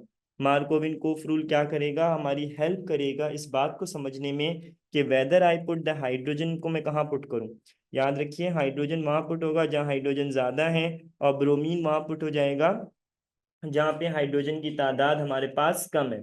अब याद रखें इसको एक और तरीके से भी हम समझा सकते हैं। वो तरीकेकार क्या है, वो तरीकेकार ये है कि जो नेगेटिव पार्ट होता है वो उस जगह पे जाके कनेक्ट हो जाता है जहाँ पे least number of hydrogen atoms होते हैं। तो जैसे हम इसको यहाँ पे ज्वाइन करेंगे, ये कार्बन यहाँ पे आ जाएगा हाइड्रोजन, सिमिलरली यहाँ पे Br आ गया, यहाँ पे हमारे पास Br आ गया। ये डबल बॉन्ड आ गई, डबल बॉन्ड जो थी अब वो हमारे पास क्या हो गई, वो हमारे पास ब्रेक हो गई, सिंगल बॉन्ड में कन्वर्ट हो गई, और जो रेस्ट ऑफ द थिंग है वो हमारे पास जैसा था वैसे ही रह गया। अब क्या होगा स्टूडेंट्स, अब हमने कुछ भी नहीं करना, नंबरिंग करनी है। ये हो जाएगा 1, ये हो जाएगा 2। तो इस कंपाउंड का नाम है 1,1 डाई ब्रोमो, और दो कार्बन मौजूद हैं, तो इस कंपाउंड का नाम हमारे पास हो जाएगा ईथेन। तो इसका मतलब ये जो कह रहा था ना, ए और बी को आप आइडेंटिफाई करें, तो A is one bromo ethene, whereas the B is 1,1 di bromo ethane. तो अगर हम लोग इस रिएक्शन इस आंसर्स को देखें तो पहला वन ब्रोमो इथीन है और 1,2 है, तो ये रॉन्ग हो गया। One bromo bromo ethane wrong है, वन ब्रोमो इथीन और विसिनल डाइब्रोमाइड, ये विसिनल नहीं है, जेमिनल स्ट्रक्चर कहलाता है। तो इसका मतलब है सिर्फ एक डी वाला ऑप्शन देखें, वन ब्रोमो इथीन, और बी क्या है, 1,1 डाई ब्रोमो इथेन। ये बात बिल्कुल ठीक है। तो इसका जो राइट ऑप्शन है वो है हमारे पास डी। आगे बढ़ेंगे।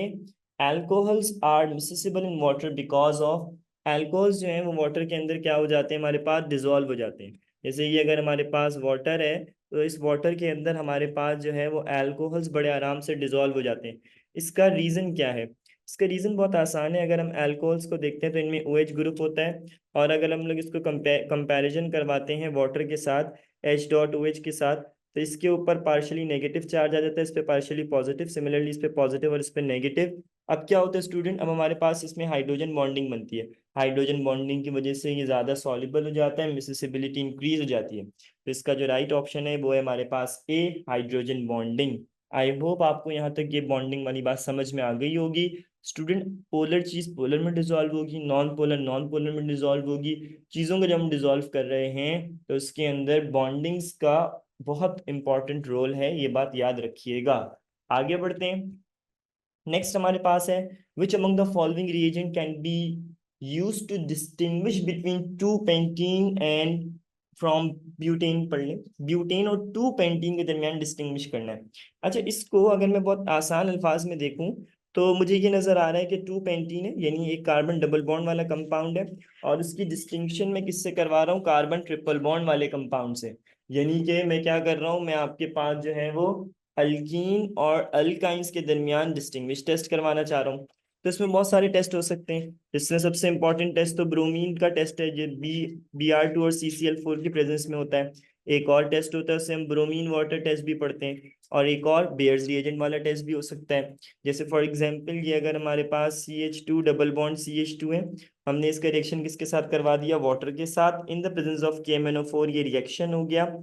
अब जैसे ये रिएक्शन होगा KMnO4 के साथ, तो हमारे पास क्या हो जाएगा, हमारे पास CH2 इधर ही रह जाएगा, यहाँ CH2 आ जाएगा, इधर आ गया OH, सिमिलरली इधर भी आ गया OH। ये जो पर्टिकुलर कंपाउंड है ये हमारे पास क्या कहलाएगा, ये कंपाउंड हमारे पास कहलाएगा इथाइलिन ग्लाइकोल। ये क्या करता है, ये जो आपके पास KMnO4 का पिंक कलर होता है, ये उसको डीकलराइज कर देता है। जो डीकलराइज कर रहा है वो अल्कीन, जो नहीं कर रहा वो अल्कीन नहीं है। तो इन दोनों के दरमियान, ये जो आपके पास अल्कीन और अल्काइंस है, इनके दरमियान ये टेस्ट भी है, बेयर्स भी है, ब्रोमीन वाटर भी है।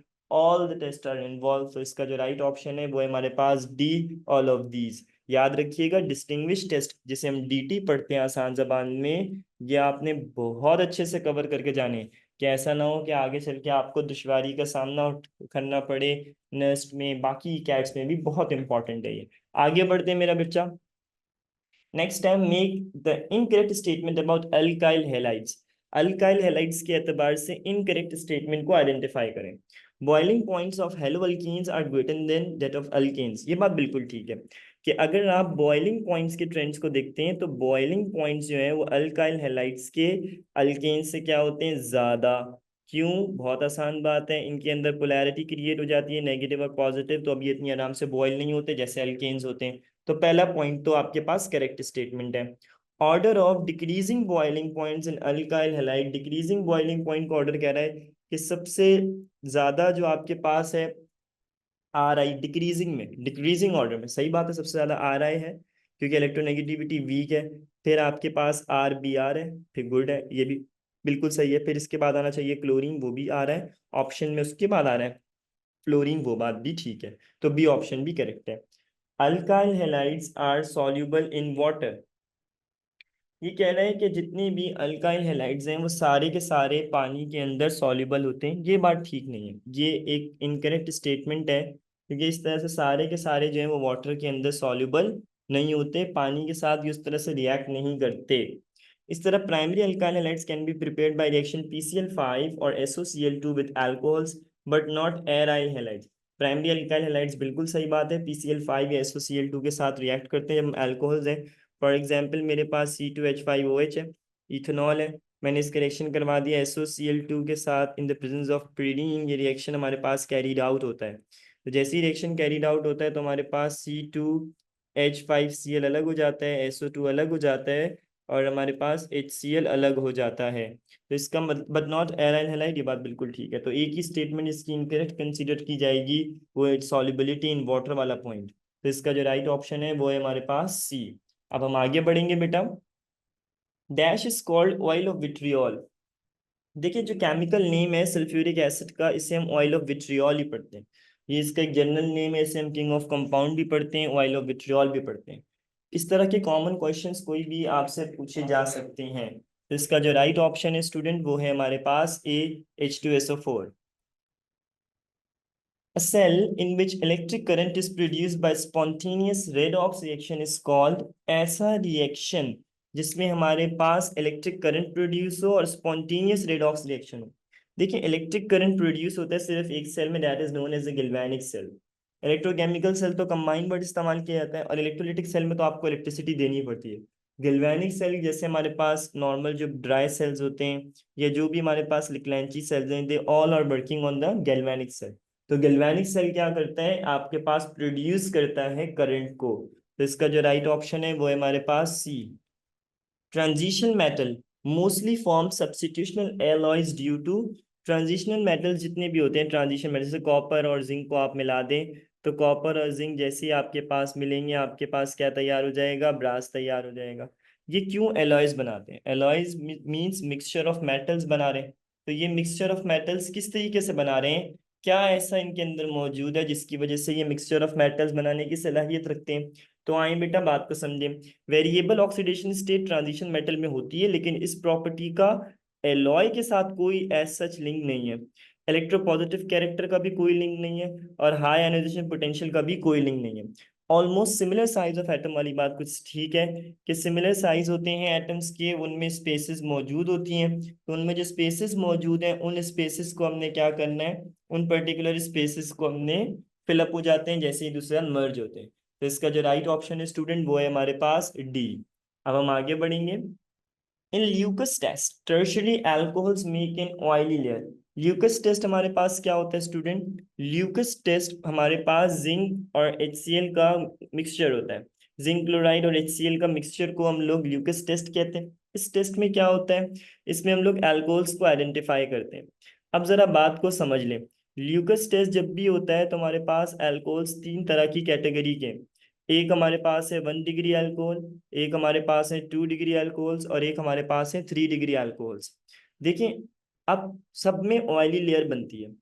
1 डिग्री वाले तब बनाते हैं जब आप उसको हीट करते हैं। अगर 1 डिग्री अल्कोहल है और आपने उसमें ल्यूकस टेस्ट का जो ल्यूकस रिएजेंट है वो ऐड कर दिया, तो ऑन हीटिंग बनेगा। अगर 2 डिग्री अल्कोहल है तो 10 मिनट्स लग सकते हैं, 8 मिनट लग सकते हैं, 12 मिनट्स लग सकते हैं। और जैसे इमीडिएटली बन रहा है, तो इसका मतलब ये हमारे पास क्या है, ये हमारे पास 3 डिग्री अल्कोहल्स है। अब ये पूछ रहा है 3 डिग्री को ही हम लोग क्या पढ़ते हैं स्टूडेंट, टर्शरी पढ़ते हैं। तो टर्शरी अल्कोहल्स ऑयली लेयर जो बनाते हैं वो इमीडिएटली बना देते हैं। तो इसका जो राइट ऑप्शन है वो है हमारे पास ए। आगे बढ़ते हैं। The energy of non-bonding molecular orbital is dashed in the bonding molecular orbital। ये कहता है कि जो एनर्जी हमारे पास नॉन बॉन्डिंग मॉलिक्यूलर ऑर्बिटल की, वो हमारे पास compare to the bonding molecular orbital कितनी है? तो बहुत आसान सा जवाब है। वो आसान सा जवाब ये है कि हमारे पास लेट्स सपोज हम बनाते हैं एक हाइड्रोजन, सिमिलरली एक और हाइड्रोजन। मैं अब आपको इनकी डायग्राम बना के दिखाता हूँ। एक हाइड्रोजन में हमारे पास एक इलेक्ट्रॉन है, दूसरे में भी एक है। अब जब ये कंबाइन होते हैं स्टूडेंट, तो ये दो एनर्जी लेवल्स में डिवाइड हो जाते हैं। एक हमारे पास कहलाते हैं बॉन्डिंग मॉलिक्यूलर ऑर्बिटल, जिसे हम BMO पढ़ते हैं, और एक हमारे पास होता है एंटी बॉन्डिंग मॉलिक्यूलर ऑर्बिटल, जिसकी ये भी हमारे पास ऑर्बिटल होता है। बॉन्डिंग मॉलिक्यूलर ऑर्बिटल की जो एनर्जी होती है वो लो होती है, एंटी बॉन्डिंग मॉलिक्यूलर ऑर्बिटल की एनर्जी जो है वो हाई होती है। तो इनिशियली जब ये दोनों कंबाइन होते हैं तो ये लो एनर्जी लेवल के अंदर फिल होते हैं। ये पूछा है the energy of non bonding molecular orbital या एंटी बॉन्डिंग मॉलिक्यूलर ऑर्बिटल की जो एनर्जी होती है वो हमारे पास क्या होती है बेटा, वो हमारे पास ग्रेटर होती है, ज्यादा होती है compare to the bonding molecular orbital. इसका जो राइट ऑप्शन है वो है हमारे पास बी। आगे बढ़ते हैं। Noble metal are dissolve in. Noble metal किस में डिजॉल्व होते हैं? याद रखिएगा स्टूडेंट, एक्वा में डिजॉल्व होते हैं। 1 part by volume of HCl and 3 part by volume of HNO3। या आप इसको और आसान कर लें, HCl और HNO3 का ये हमारे पास मिक्सचर होता है। 1 पार्ट हमारे पास HNO3 का होता है, और हमारे पास जो है 3 पार्ट जो है वो हमारे पास HCl के होते हैं। तो 1 part by volume of HNO3 and 3 part by volume of HCl, जब इन्हें कंबाइन करते हैं तो हमारे पास एक्वा रिजिया तैयार हो जाता है। It is used to dissolve noble metals. ठीक हो गया, A B is a right option. आगे बढ़ते हैं students. Which of the following is more acidic? सबसे ज्यादा एसिडिक इनमें से कौन सा होगा? देखिए, ये सब डिपेंड करता है इलेक्ट्रोनेगेटिविटी के ऊपर। क्योंकि फ्लोरीन की इलेक्ट्रोनेगेटिविटी सबसे ज्यादा है, तो HF के दरमियान बॉन्डिंग जो है वो बहुत ज्यादा स्ट्रांग होगी। अगर बहुत स्ट्रांग बॉन्डिंग है तो इसका मतलब फ्लोरीन जो है वो हाइड्रोजन को इतनी आराम से अलग होने नहीं देगा। देखिए, एसिडिक कैरेक्टर इस बात पे डिपेंडेंट है कि आप कितनी जल्दी प्रोटॉन को लॉस करते हैं। तो जितनी जल्दी आप प्रोटॉन लॉस करेंगे, ये उतना जल्दी आपके पास जो है हाइड्रोजन निकलेगा। जितनी जल्दी हाइड्रोजन निकलेगा उतना अच्छा एसिडिक कैरेक्टर होगा। अब HF तो रिलीज ही नहीं करेगा, सबसे जल्दी रिलीज करेगा HI, क्योंकि सबसे वीक बॉन्डिंग उसी की है। फिर उसके बाद रिलीज करेगा HBr, फिर उसके बाद रिलीज करेगा HCl, फिर उसके बाद आएगा HF। ये जो हमने ट्रेंड लिखा हुआ है ये इस इंक्रीज टू डिक्रीज है। इसका मतलब अगर हम इसको समझें तो ये ट्रेंड हमारे पास किस किस चीज को रिप्रेजेंट कर रहा है? ये हमारे पास रिप्रेजेंट कर रहा है एसिडिक स्ट्रेंथ को। सिमिलरली ये हमारे पास किसको रिप्रेजेंट करेगा, बॉन्ड लेंथ भी आपके पास एच आई की सबसे ज्यादा होगी, और उसके बाद बाकी सबकी बॉन्ड लेंथ की वैल्यू क्या होती जाएगी, वो आपके पास डिक्रीज होती चली जाएगी। एसिडिक स्ट्रेंथ इस केस के अंदर क्या होगी हमारे पास, इंक्रीज होगी जैसे ही हम जाएंगे। इसी तरीके से इलेक्ट्रोनेगेटिविटी का जो डिफरेंस है वो हमारे पास क्या होता जाएगा, वो भी हमारे पास इस पर्टिकुलर सीक्वेंस के अंदर इंक्रीज होता चला जाएगा। इसी तरीके से बॉइलिंग पॉइंट देखेंगे तो बॉइलिंग पॉइंट भी हमारे पास क्या होते चले जाएंगे, इंक्रीज होते जाएंगे। खैर हमने तो एसिडिक स्ट्रेंथ की तरफ आना है, तो सबसे ज्यादा जो एसिडिक है वो है हमारे पास H I, D is a right option. Cl is negative is an example of, Cl negative जो है वो हमारे पास लीगेंड है। अब ये किस तरह के हमारे पास लीगेंड है, हमने जो है इसको आइडेंटिफाई करना है। बात ये है कि Cl नेगेटिव जो है ये हमारे पास मोनोडेंटेट लीगेंड है। मोनोडेंटेट लीगेंड वो लीगेंड होता है जो एक इलेक्ट्रॉन को डोनेट कर सकता है। इसको हम लोग एनायनिक लीगेंड भी पढ़ सकते हैं, क्योंकि ये एनाइंस हैं, नेगेटिव चार्ज वाले हैं, तो इस चीज को हम लोग एनायनिक लीगेंड भी पढ़ते हैं। इसका जो राइट ऑप्शन है वो है हमारे पास A. Rate of reaction is affected by all of the following factors except, rate of the reaction जो है वो हमारे पास किसके ऊपर इफेक्ट डालता है, रेट ऑफ द रिएक्शन किन किन फैक्टर्स के ऊपर डिपेंड करता है, ये भी बहुत इंपॉर्टेंट सवाल है। कॉन्सेंट्रेशन ऑफ रिएक्टेंट पर डिपेंड करता है, सरफेस एरिया और टेम्परेचर। सरफेस टेंशन वो पर्टिकुलर फैक्टर है जिसके ऊपर रेट ऑफ रिएक्शन डिपेंड नहीं करता है, रेट ऑफ रिएक्शन इंडिपेंडेंट होता है इससे। इसका जो राइट ऑप्शन है वो है हमारे पास ए। अब हम आगे बढ़ेंगे स्टूडेंट्स, याद रखिएगा ये जो आपके पास रेट ऑफ रिएक्शन के फैक्टर्स हैं ये बड़े इंपॉर्टेंट है नेक्स्ट के लिए, या आपने अच्छे तरीके से इनकी प्रिपरेशन करनी है। आगे बढ़ेंगे बच्चा, which has the shortest bond length, सबसे शॉर्टेस्ट बॉन्ड लेंथ किसकी होगी। देखें बात को समझें, जितने सिंगल बॉन्ड वाले होते हैं उनकी बॉन्ड लेंथ ज्यादा होती है, जब मल्टीपल बॉन्ड बनती है तो बॉन्ड लेंथ क्या होती रहती है, डिक्रीज होती रहती है। तो इसका मतलब हमारे पास जो सिंगल बॉन्ड वाले कंपाउंड्स हैं उनकी बॉन्ड लेंथ ज्यादा होगी, जो जितना नीचे होता रहेगा उसकी बॉन्ड लेंथ की वैल्यू उतनी डिक्रीज होती जाएगी। अब जैसे CCl4 है, ये सिंगल बॉन्डेड है, ये सिंगल बॉन्डेड है, ये डबल है और ये ट्रिपल है। तो हर सूरत जो ट्रिपल बॉन्ड वाला है जो कि C2H2 है, ये आपके पास इथाइन है, इथाइन की जो बॉन्ड लेंथ है वो सबसे शॉर्टेस्ट होगी। तो इसका जो राइट ऑप्शन है वो है हमारे पास ए। अब स्टूडेंट हम बढ़ेंगे आगे, if KC is very small. अब स्टूडेंट क्वेश्चन देखिए क्या कह रहा है, if KC is very small then the product form is, इनकी कहता है कि केसी की वैल्यू बहुत स्मॉल है हमारे पास, तो जो प्रोडक्ट बनेगा वो किस तरह की अमाउंट का होगा।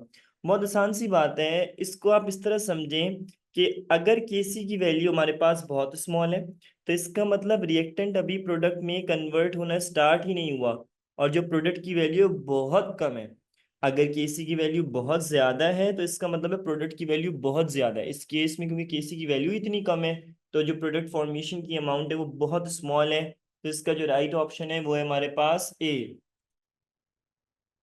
विच of the following statement correct about interstitial alloys, इनमें से ऐसी कौन सी स्टेटमेंट है that is correct about interstitial alloys. ये कहता है mixture of more than one metal, इसे हम इंटरस्टिशियल एलॉयज कह सकते हैं।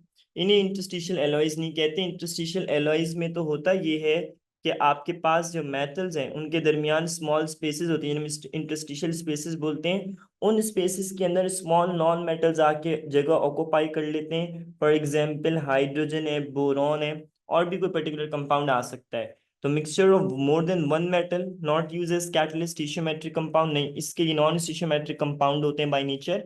ये mixture of metal and non metal के लिए हम वर्ड अच्छा इस्तेमाल कर सकते हैं इंटरस्टिशियल एलॉयज का। तो इसका जो राइट ऑप्शन है वो है हमारे पास डी। आगे मूव करेंगे स्टूडेंट्स, डी हाइड्रोहेलोजिनेशन मींस, देखिए अगर सिर्फ होता लफ्ज डिहाइड्रेशन तो इसका तो सिंपल आसान मतलब है वाटर रिमूव हो गया। अगर होता डीहेलोजिनेशन तो दैट मीन के हेलोजन रिमूव हो रहा है, लेकिन ये है डिहाइड्रोहेलोजिनेशन, इसका मतलब है हेलोजन और हाइड्रोजन बोथ रिमूव हो रहे हैं। तो इसका जो राइट ऑप्शन है वो है हमारे पास D, both A and B.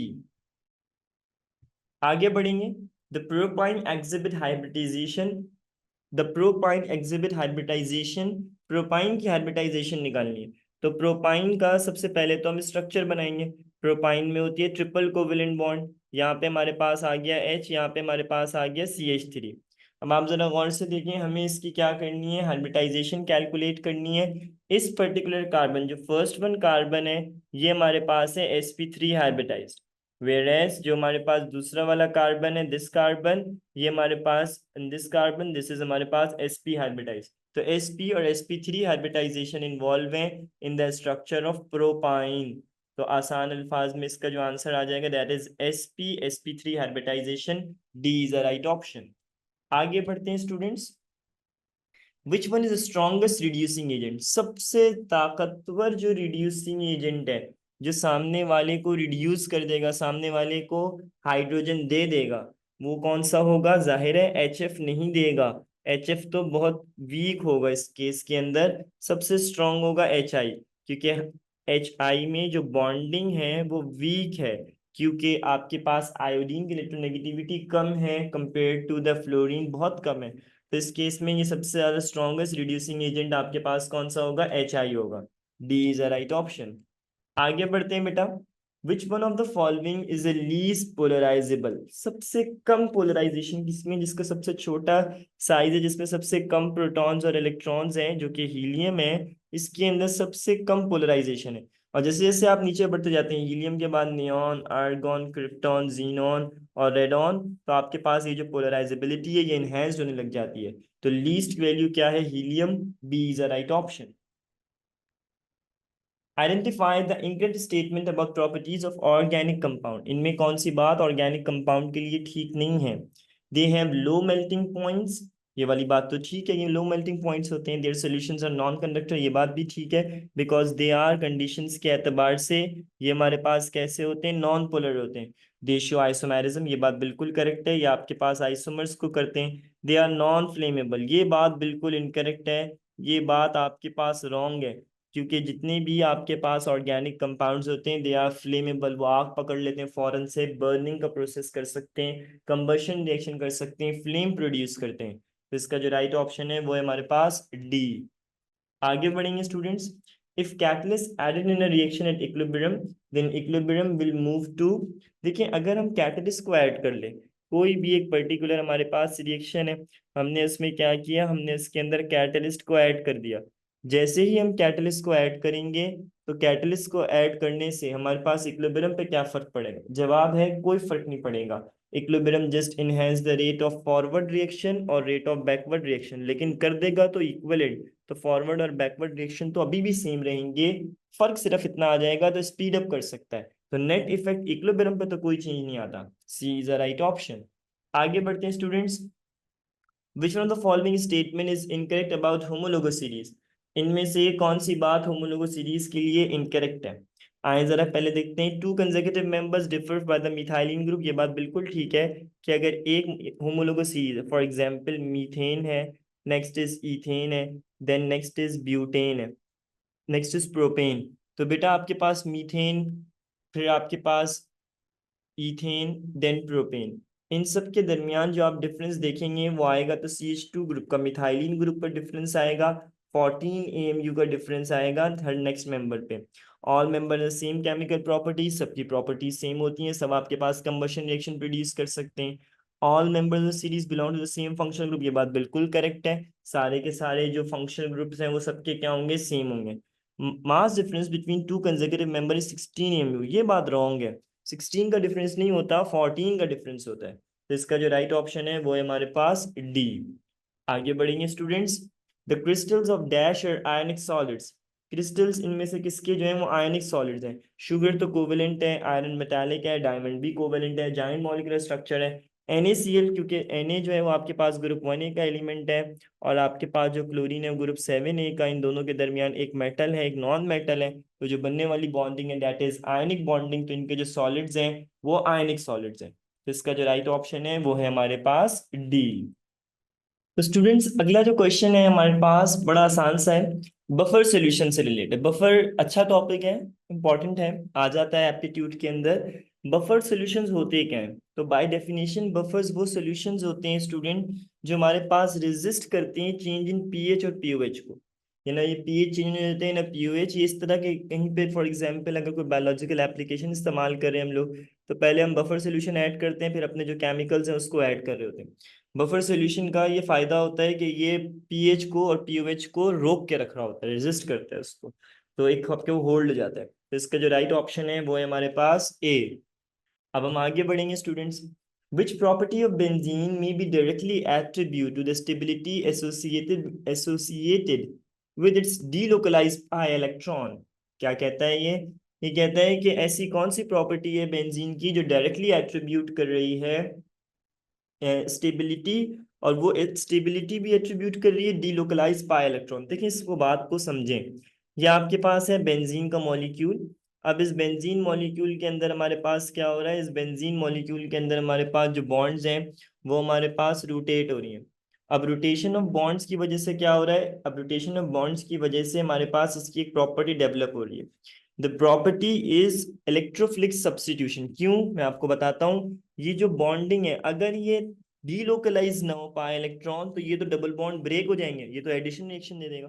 जबकि ऐसा नहीं होता, बेंजीन सब्स्टिट्यूशन देता है। इसका लो मेल्टिंग पॉइंट से कोई लिंक नहीं है, इंथैल्पी चेंज फॉर्मेशन से कोई लिंक नहीं है, susceptible to attack by the nucleophilic reagent से कोई लिंक नहीं है। असल जो चीज़ है वो इलेक्ट्रोफाइल है, कि ये जो है it tends to undergo electrophilic substitution rather than the addition reaction, वरना तो ये एडिशन रिएक्शन दे दे।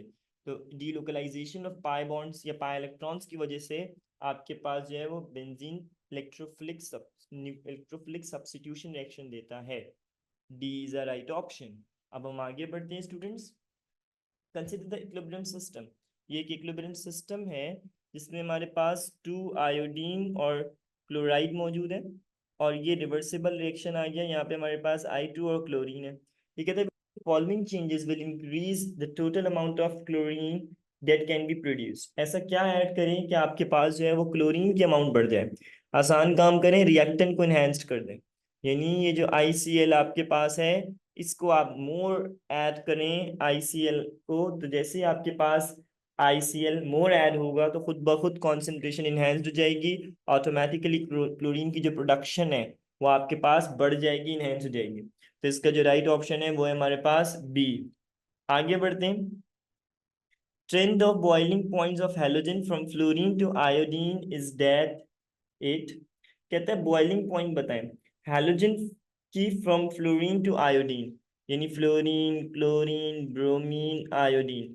बॉइलिंग पॉइंट क्या हो रहे हैं, बॉइलिंग पॉइंट इंक्रीज हो रहे हैं। फ्लोरीन और क्लोरीन गैसेस हैं, ब्रोमीन लिक्विड है, आयोडीन सॉलिड है। तो बॉइलिंग पॉइंट सबके क्या हो रहे हैं, इनहेंस्ड हो रहे हैं, इंक्रीज हो रहे हैं। तो इसका जो राइट ऑप्शन है वो है हमारे पास बी। आगे बढ़ते हैं। The highest bond length present in, सबसे ज्यादा जो बॉन्ड लेंथ है वो हमारे पास किस पे मौजूद होती है। याद रखिएगा, जो भी सिंगल बॉन्ड वाले कंपाउंड्स होते हैं उनके अंदर बॉन्ड लेंथ ज्यादा है, डबल बॉन्ड में बॉन्ड लेंथ कम हो जाती है, और ट्रिपल बॉन्ड में तो मजीद कम हो जाती है। जो सिंगल बॉन्ड वाले कंपाउंड जो इसमें सिर्फ एक ही है ईथेन, तो सबसे बड़ी जो बॉन्ड लेंथ होगी वो ईथेन में प्रेजेंट होगी। B is a right option. The order of reactivity of alcohols when OH bond break। alcohols की अगर हम लोग बात करते हैं, और ये जो OH bond break हो रही है, यानी कि ये तो सिंपल अल्कोहल आ गया, ये वाली जो OH बॉन्ड है हाइड्रोजन पे पॉजिटिव ऑक्सीजन पे नेगेटिव। अब इसमें अगर हम देखें तो जो हमारे पास प्राइमरी अल्कोहल्स हैं, इसी तरीके से दूसरे जो हैं वो हमारे पास क्या हैं, सेकेंडरी अल्कोहल्स हैं। सिमिलरली हमारे पास जो है टर्शरी अल्कोहल्स हैं। अब इनमें अगर हम ऑर्डर देखें किस चीज का, order of reactivity of alcohols, तो कौन से जो हैं वो ज्यादा रिएक्टिव होंगे व्हेन OH बॉन्ड ब्रेक। तो बेटा बात यह है कि जब OH बॉन्ड ब्रेक होगी तो जो प्राइमरी अल्कोहल्स हैं जो 1 डिग्री वाले हैं ये सबसे ज्यादा रिएक्टिव होंगे। फिर हमारे पास कौन से होंगे, सेकेंडरी। एंड देन हमारे पास कौन से आ जाएंगे, टर्शरी वाले मोर रिएक्टिव होंगे, इसमें लीस्ट रिएक्टिव होंगे टर्शरी अल्कोहल्स। तो ये बड़ा इंपॉर्टेंट क्वेश्चन है इस एतबार से कि मेरी एक्टिविटी ऑर्डर पता होना चाहिए जब OH बॉन्ड ब्रेक हो रही है अल्कोहल्स की। तो प्राइमरी वाले अपने आप को जल्द से जल्द क्या करेंगे, सेटिस्फाई करवाएंगे। बाकी हेवियर मॉलिक्यूल्स हैं वो भी करवाएंगे, बट वो थोड़ा सा स्लो होंगे। तो A is a right option. आगे बढ़ते हैं students. Alkaline KMnO4 converts ethylene into dash. Ethylene को हम लोग क्या पढ़ते हैं, ईथीन पढ़ते हैं। ईथीन को हम कन्वर्ट करवा रहे हैं स्टूडेंट्स किसके अंदर, इथाइलिन ग्लाइकोल में। ये कन्वर्जन कैसे हो रही है, हमारे पास वाटर का रिएक्शन हो रहा है in the presence of nascent oxygen, और यहाँ पे नेसेंट ऑक्सीजन कौन प्रोड्यूस कर रहा है, KMnO4 प्रोड्यूस कर रहा है। जैसे ही रिएक्शन होगा डबल बॉन्ड हमारे पास ब्रेक हो जाएंगी, हमारे पास यहाँ पर भी OH आ जाएगा, यहाँ पे भी OH आ जाएगा। ये जो पर्टिकुलर कंपाउंड है, ये कंपाउंड हमारे पास क्या कहलाएगा, ये कंपाउंड हमारे पास कहलाएंगे इथाइलिन ग्लाइकोल। तो इसका जो राइट ऑप्शन है वो है हमारे पास डी, इथाइलिन ग्लाइकोल। आगे बढ़ेंगे बेटा। Chlorine act as dash when it use for bleaching. Chlorine क्या एक्ट करता है जब वो एज अ ब्लीचिंग पाउडर काम करता है? इसका बिल्कुल right option is oxidizing agent. Chlorine जो है वो सामने वाले को ऑक्सीडाइज करता है। जैसे ही सामने वाला ऑक्सीडाइज हो जाता है तो वो एज अ ब्लीचिंग एजेंट काम कर लेता है। ब्लीचिंग एजेंट का मतलब उसके इलेक्ट्रॉन्स को अपने पास क्या करेगा? ऑक्सीडेशन का मतलब क्या होता है? ऑक्सीडेशन का मतलब है लॉस ऑफ इलेक्ट्रॉन। वो लॉस करवाया था उसके इलेक्ट्रॉन और बॉन्ड ब्रेक हो जाती है, और जो भी पर्टिकुलर सब्सटेंस है वो ब्रेक होना स्टार्ट हो जाता है, ब्लीच हो जाता है, कलर्ड जो उसके अंदर फॉर्मेशन होती है वो डिस्टॉर्टेड हो जाती है। तो इसका जो राइट ऑप्शन है वो है हमारे पास सी, ऑक्सीडाइजिंग एजेंट। आगे बढ़ेंगे बेटा। Aniline is a derivative of, aniline होता क्या है? बुनियादी तौर पे ये हमारे पास है बेंजीन। ये बेंजीन का डेरिवेटिव है एरोमेटिक हाइड्रोकार्बन का, जिसके ऊपर NH2 लगा होता है। इस चीज को हम लोग अमाइनो बेंजीन भी पढ़ सकते हैं, इसको हम लोग फिनाइल अमाइन भी पढ़ सकते हैं, और इसी चीज को हम लोग क्या पढ़ते हैं? एनिलीन भी पढ़ते हैं। अमाइनो बेंजीन, इसी चीज को हम लोग क्या पढ़ते हैं? फिनाइल, फिनाइल अमाइन भी पढ़ते हैं। और इसी तरीके से इसका एक और नाम जो हम लोग इस्तेमाल कर रहे हैं यहाँ पे, ये एनिलीन है। और ये किसका डेरिवेटिव है? ये एरोमेटिक हाइड्रोकार्बन का डेरिवेटिव है। तो इसका जो राइट ऑप्शन है वो है हमारे पास डी।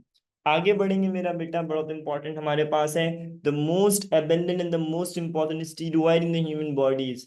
स्टीरॉयड से रिलेट, मैक्रोमोलिक्यूल से रिलेटेड क्वेश्चन आते हैं, तो ये ज्यादा अपेयरिंग क्वेश्चन है जो हमारे पास आ रहे होते हैं।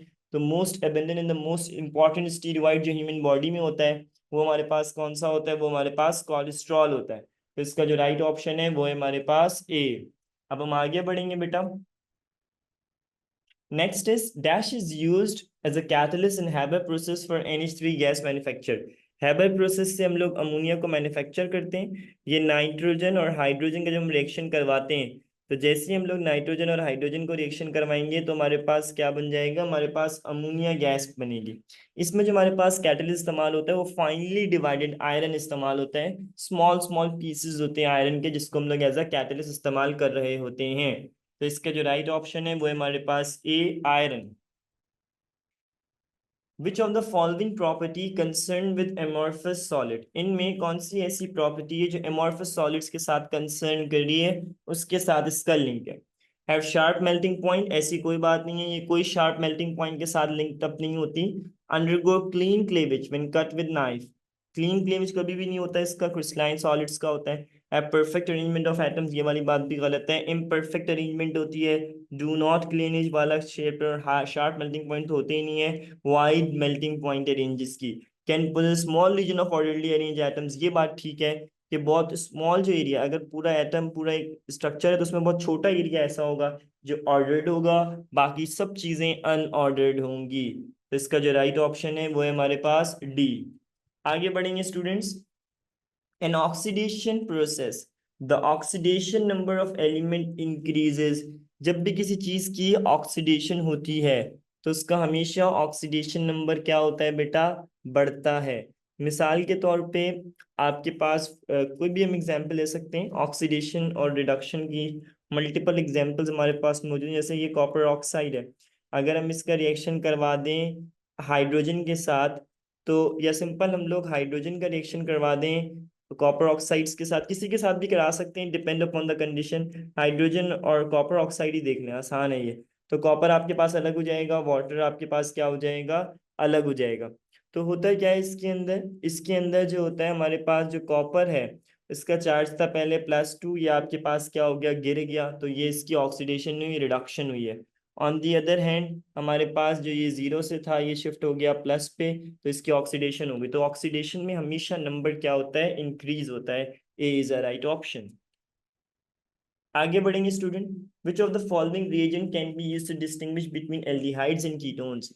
एल्डिहाइड्स एंड कीटोन्स को डिस्टिंग्विश करने के लिए NaOH इस्तेमाल नहीं होता है। NaOH इस तरीके से यूज नहीं हो सकता। टॉलेंस रिएजेंट जैसे हम अमोनिकल सिल्वर नाइट्रेट पढ़ते हैं, ये बहुत अच्छा रिएजेंट है। ये हमारे पास अमोनिकल सिल्वर नाइट्रेट, ये इन दोनों के दरमियान में बड़े आराम से डिस्टिंग्विश टेस्ट कर देगा।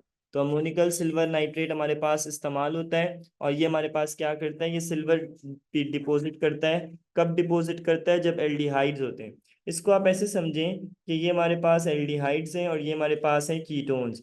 तो एल्डिहाइड्स और कीटोन को अगर हमने डिस्टिंग्विश टेस्ट करवाना है, डीटी करवाना है, तो जो मशहूर तरीन डीटी है, एक उसमें से हमारे पास है टॉलेंस रिएजेंट, जो कि अमोनिकल सिल्वर नाइट्रेट है, जिसकी ऑब्जर्वेशन हमारे पास क्या है, जिसकी ऑब्जर्वेशन है हमारे पास सिल्वर डिपॉजिट्स। और जो दूसरा हमारे पास टेस्ट होता है, वो हमारे पास कहलाता है स्टूडेंट फेलिंग्स टेस्ट। तो ये जो फेलिंग्स टेस्ट होता है, ये बहुत इंपॉर्टेंट है, क्योंकि इससे जो है हमारे पास क्या होता है, रेड पीपीटी हमारे पास शो होती है। इसी तरीके से एल्डिहाइड और कीटोन्स की अगर हम बात करते हैं, तो एल्डिहाइड और कीटोन्स को अगर हमें आइडेंटिफाई करवाना है, तो स्टूडेंट इसकी आइडेंटिफिकेशन के लिए हम एक टेस्ट करते हैं, जो कि काफ़ी मशहूर टेस्ट है हमारे पास। उससे हम पढ़ते हैं 2,4 DNPH टेस्ट, जो कि हमारा अगला ही ऑप्शन दिया हुआ है, 2,4 DNPH टेस्ट। ये आइडेंटिफाई करता है, ये इन दोनों के अंदर येलो पीपीटी को अपेयर करवा देगा। तो इसका मतलब है ये भी इस्तेमाल नहीं हो सकता। और litmus paper, that is used for acid and base test, तो ये एल्डिहाइड और कीटोन को डिस्टिंग्विश नहीं कर सकता। When we talk about aldehydes और कीटोन्स, तो हमारे पास सिर्फ टॉलेंस रिएजेंट ही एक ऐसा टेस्ट बचता है जो हमारे पास इस चीज को आइडेंटिफाई करने में हेल्प आउट करेगा। आगे बढ़ेंगे students. Which of the following alkaline earth metal hydroxide is the least soluble?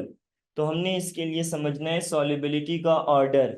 बहुत आसान है, अल्कलाइन अर्थ मेटल के हाइड्रोक्साइड्स हैं। अल्कलाइन अर्थ मेटल कौन से? Beryllium, magnesium, calcium, strontium, barium. Top to bottom solubility का जो ऑर्डर है वो आपके पास क्या होता है, बढ़ता है। तो इसका मतलब जो सबसे लीस्ट सॉल्युबल है वो बेरिलियम हाइड्रोक्साइड है, फिर मैग्नीशियम हाइड्रोक्साइड है, फिर कैल्शियम हाइड्रोक्साइड है, फिर स्ट्रोंशियम हाइड्रोक्साइड है, फिर हमारे पास बेरियम हाइड्रोक्साइड है। टॉप टू बॉटम हमारे पास जो इसका सॉल्युबिलिटी का कैरेक्टर है वो इन्हेंस्ड होता जाता है। तो जो लीस्ट सॉल्युबल है that is the beryllium hydroxide, जो कि हमारे पास ऑप्शन नंबर सी दिया हुआ है। तो इसका जो राइट ऑप्शन है वो है हमारे पास सी। आगे बढ़ते हैं student. The most electropositive element among the alkaline earth metal is, सबसे ज्यादा इलेक्ट्रोपॉजिटिव एलिमेंट। इलेक्ट्रोपॉजिटिव एलिमेंट का क्या मतलब है? Tendency to lose electron. कौन सा एलिमेंट कितनी आराम से इलेक्ट्रॉन को लूज करेगा?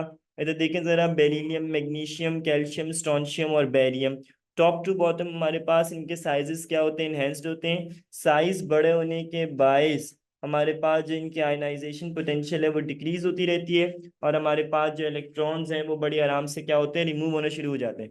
तो इसका मतलब ये सबसे बॉटम में होगा वो मोस्ट इलेक्ट्रोपॉजिटिव एलिमेंट होगा। सबसे ज्यादा जो मोस्ट इलेक्ट्रोपॉजिटिव एलिमेंट है इस केस में वो है हमारे पास बेरियम।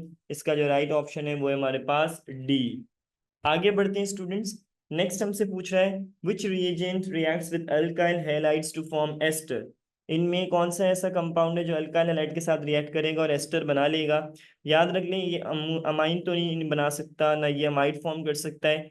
ये जो सोडियम एसीटेट है, CH3COO Na, अगर मैं इसका रिएक्शन करवाऊं किसी अल्काइल हैलाइड के साथ, कोई भी एक अल्काइल हैलाइड के साथ, अगर हम लोग इसका which reagent react with alkyl halide to form esters, कोई एक अल्काइल हैलाइड इसके साथ रिएक्ट कराते हैं।